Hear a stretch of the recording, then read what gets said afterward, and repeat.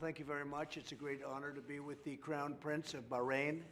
He is a friend of mine, and the country is a friend of ours. We're always going to be with them, and I know they're always going to be with us. We have a tremendous relationship militarily, but we have also a tremendous economic relationship, trade, and we're going to be discussing all of those things. We'll certainly be discussing what took place over the last 2 days in Saudi Arabia. Absolutely.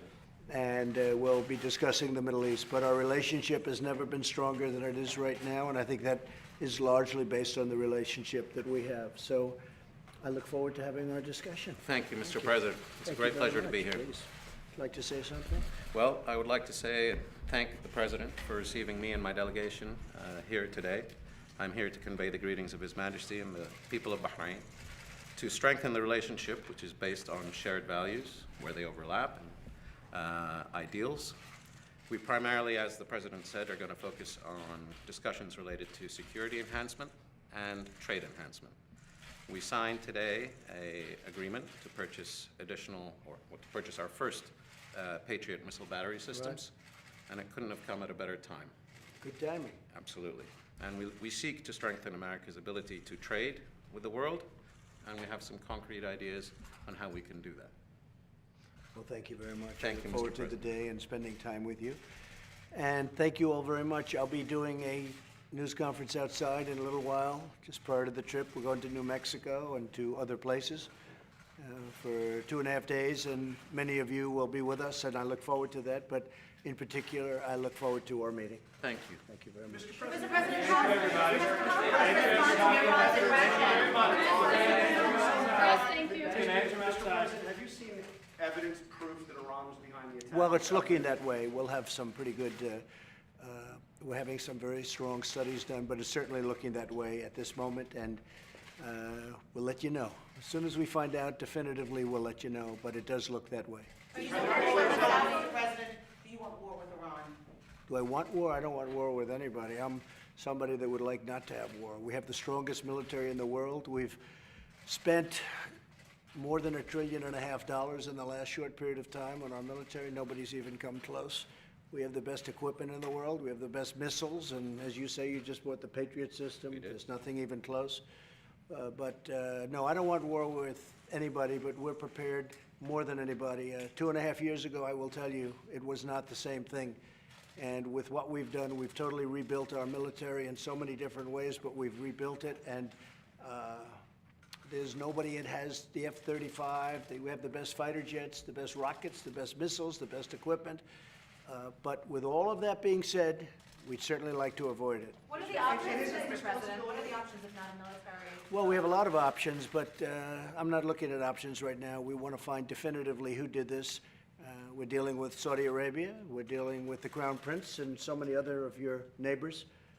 And we're all talking about it together. We'll see what happens. Is it the responsibility of Saudi Arabia to... President Rouhani in New York, as it was speculated that you might... Say it. Will you still meet with President Rouhani in Iran? Is this Well, I have no meeting scheduled. I know they want to meet. I know they're not doing well as a country. Iran has got a lot of problems right now that 2.5 years ago, and even a little bit more than that when I came in. It's hard to believe. It's almost 3 years. But 2.5 to 3 years ago, they were causing a lot of trouble, and we'll see what happens. But we'll let you know definitively.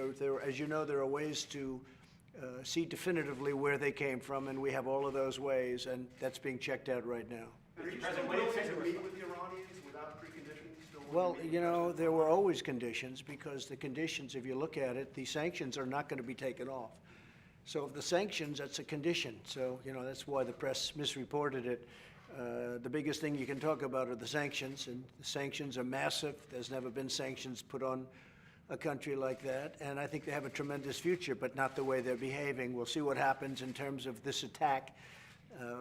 Secretary Pompeo and others will be going over to Saudi Arabia at some point to discuss what they feel. They're going to make a statement fairly soon. But they also know something that most people don't know as to where it came from, who did it, and we'll be able to find that out, figure that out very quickly. We pretty much already know. Mr. President, you said you're prepared for war? Say it? You said the United States is prepared for war? The United States is more prepared than any country in the history of in any history, if we have to go that way. As to whether or not we go that way, we'll see. We have to find out definitively who did it. We have to speak to Saudi Arabia. They have to have a lot in the game also, and you know they're willing to do that. I think everybody knows they're willing to do that. So we'll be meeting with Saudi Arabia. We'll be talking to Saudi Arabia. We'll be talking to UAE and many of the neighbors out there that we're very close friends with. We're also talking to Europe, a lot of the countries that we're dealing with, whether it's France, Germany, et cetera.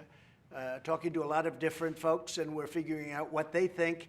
But I will tell you, that was a very large attack, and it could be met with an attack many, many times larger very easily by our country. But we're going to find out who definitively did it Can we first. clarify, Mr. President? So you said that you think that Iran is responsible for the attack. Do you think that I the didn't attack- say that. Why do you say that? I you said that we you think it we might- know who it was, but I didn't say anybody. And But then you said it certainly might it would look to most like it was Iran, but I did not say it the way you said. Go ahead. Do you think it was launched from Iran as the second time? You're going to find out in great detail in the very near future. We have the exact locations of just about everything. You're going to find out at the right time, but it's too early to tell you that now. Do you want to release the oil from the war reserves to help cushion the oil prices that are rising now? Well, they haven't risen very much, and we have these strategic oil reserves, which are massive, and we can release a little bit of that. And other countries, including Bahrain, but other countries can be a little bit more generous with the oil, and you'd bring it right down. So, no, that's not a problem. It went up $5,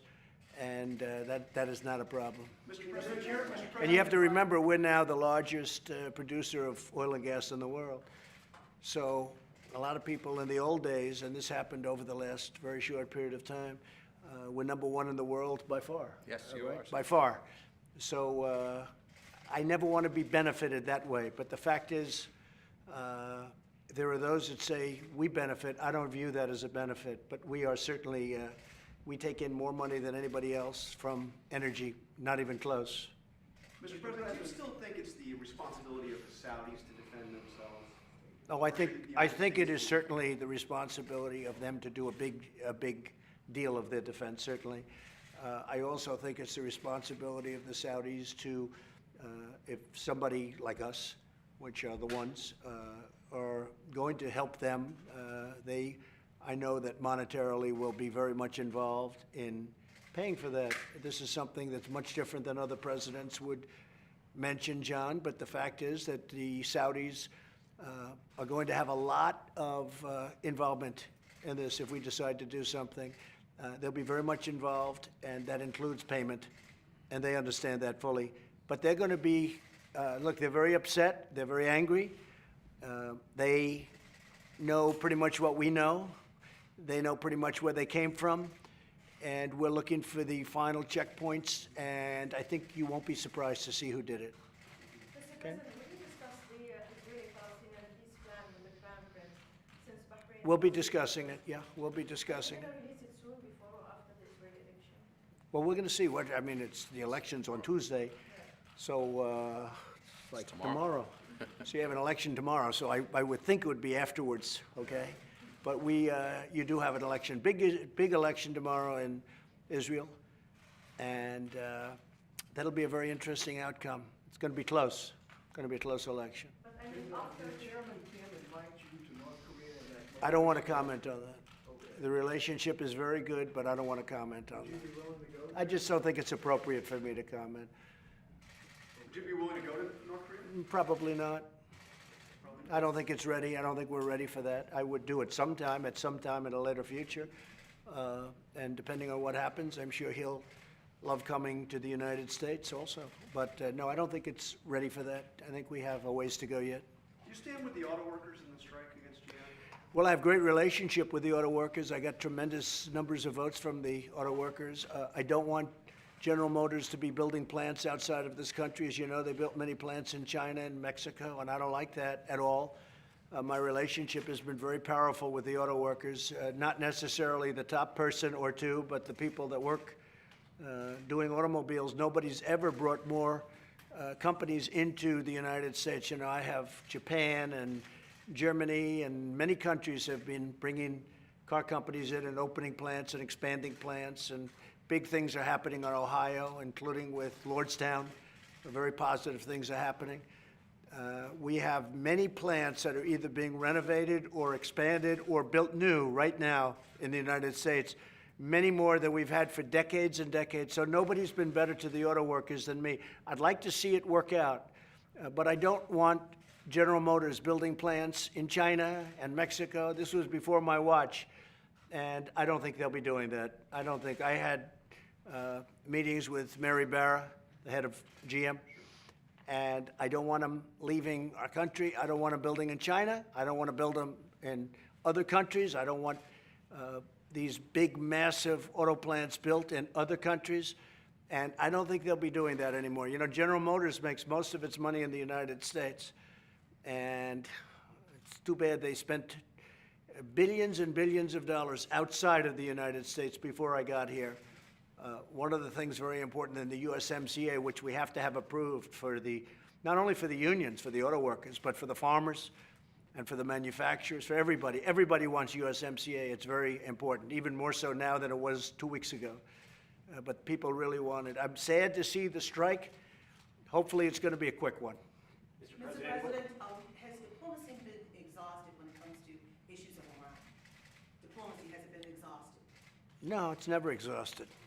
In fact, the Crown Prince can tell you, especially in your part of the world, it's never exhausted until the final 12 seconds. Is that right? That is correct. You never know what's going to happen. No, it's not exhausted. Nothing's exhausted. We'll see what happens. I think they would like to make a deal. I know they'd like to make a deal. They'd like to do it, but they'd like to do it on certain terms and conditions, and we won't do that.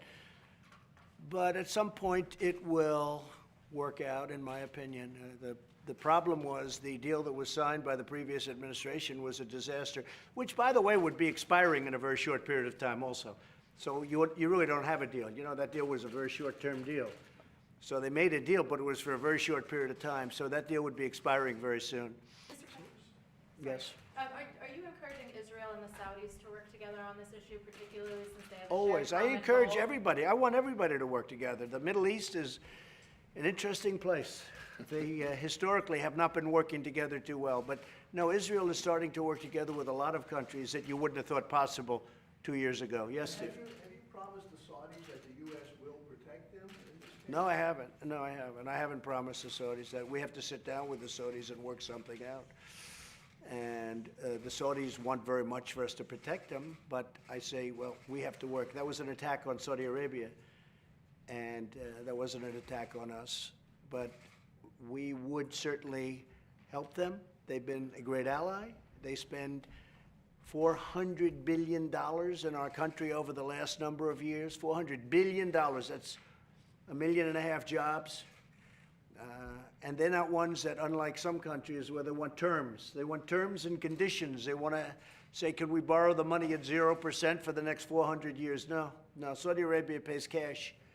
They've helped us out from the standpoint of jobs and all of the other things. And they've actually helped us.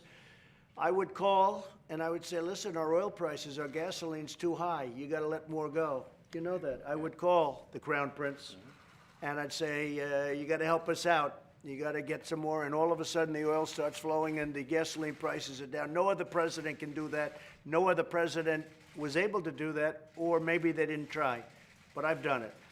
So now they're under attack, and we will work something out with them. But they also know that, you know, I'm not looking to get into new conflict, but sometimes you have to. Mr. President, what's your message to Iran right now? Excuse me? What's your message to Iran right now? I think I'll have a stronger message, or maybe no message at all, when we get the final results of what we're looking at. But right now, it's too soon to say. There's plenty of time. You know, there's no rush. We'll all be here a long time. There's no rush.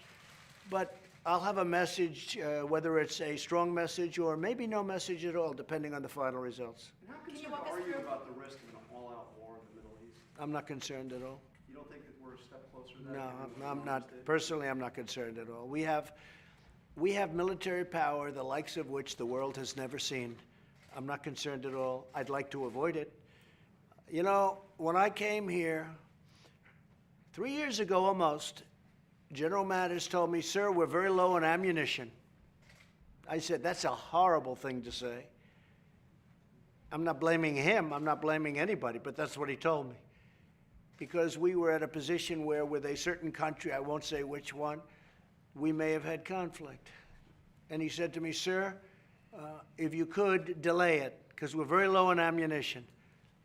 And I said, you know what, General, I never want to hear that again from another general. No president should ever, ever hear that statement. We're low on ammunition. And we now have more ammunition, more missiles, more rockets, more tanks, we have more of everything than we've ever had before, more jet fighters. When I came here, 50% of our jet fighters didn't fly, you know that, and they were in bad shape, and now we have the best fighters in the world. Everybody wants to buy them. Are you buying our jet fighters? We are, sir. Which one? We have 16. That's great. Signed it here. You have good taste. Thank you, sir. That's a great one. So we are very high on ammunition now. That's a story I've never told before. Breaking news. But we were very low. I could even say it stronger. I don't want to say no ammunition, but that gets a lot closer. I said, I never want to hear that again, and I never want another president of the United States to hear that again. Could you imagine as president when they say we're very low on ammunition? By the way, stronger than that, but I'm not going to go there.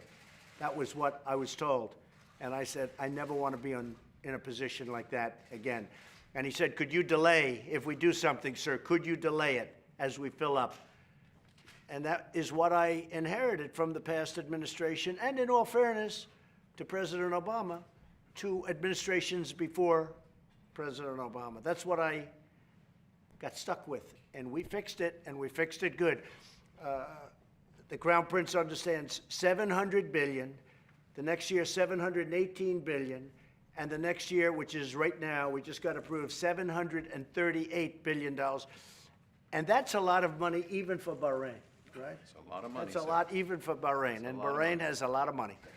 Okay? Mr. President, The let's- Israeli election coming up tomorrow, how does that affect the timing of your Middle East peace plan? Well, we're going to have to see what happens, Steve. I just don't know. I can't tell you what's going to happen. I can make a prediction. I sort of have a feeling, but we're going to have to see what happens. It's a big election. That's one we're all going to be watching. You think Netanyahu will pull it out? Well, certainly he has a good chance, but it's a very, it's a 50-50 election. A lot of people, if you look at the polls and everything else, is going to be very close. So we'll see what happens. Polls are often wrong. They now called for annexing all settlements in the West Bank. Is that something that your government would? Yeah, I don't want to talk about that, but certainly it's something we were told about that they'd like to do. But no, I don't want to be talking about that. It's too soon. President, can you just kind of elaborate a little bit on why the decision was taken yesterday to release the strategic reserves? Why did you decide right away to Well, do just that? in case we ran a little bit low on oil, we have so much with the strategic reserves. Plus, being the #1 producer, we can fill them up very quickly, very, very quickly. And one of the things I'm doing also is I'm approving the pipelines in Texas. We have a tremendous pipeline system that's being held up by various agencies for very good reason, for going through the normal process.